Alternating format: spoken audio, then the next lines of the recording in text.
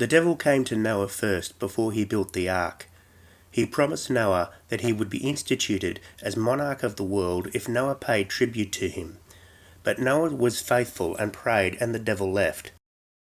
The devil came to Noah second after the ark was built, just before the deluge.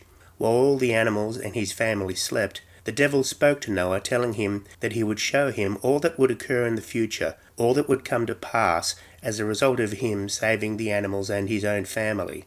And Noah beheld the future, every strife and warfare and injustice and destruction that was to come, because Noah had obeyed God and would become the father of all peoples and nations.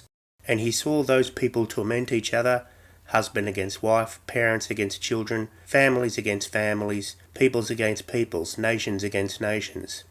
And he saw that it was so for the animals, for they also fought each other for food and a place on land or in sea or sky. And he saw the abundance grow until the earth groaned under it, and there was pain, suffering and misery, for he saw this was God's plan. Then he repented of obeying God and went to scuttle the ark. But God appeared to him and showed him something simple, a flowering tree.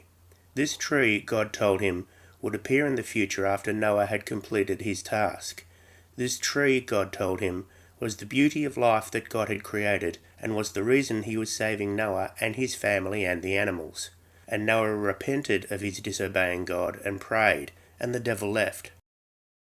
But the devil came to Noah thirdly after the deluge was over, and the ark had found safe ground on the mountains of Ararat, and all the animals disembarked. And as Noah was making his camp, the devil said to him, "When you turned down the opportunity to rule the world, I first thought that you were mad, for you had everything in your grasp, yet you refused it.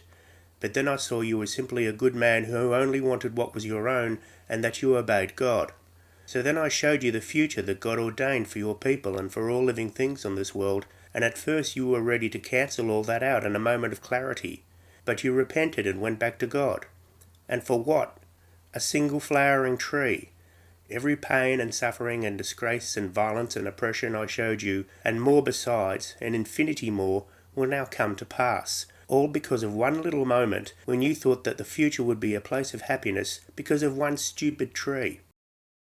And Noah realized the devil was right, and that the moment to halt all the pain and suffering and disgrace and violence and oppression to come had passed, and that all that and more would come to pass, and it was due to his feeble hands not committing the singular act of self-sacrifice, and now his devotion to God would commit the forthcoming world to suffering and destruction. And he drank himself into a stupor. And so it was that the devil, not having victory, at least had revenge.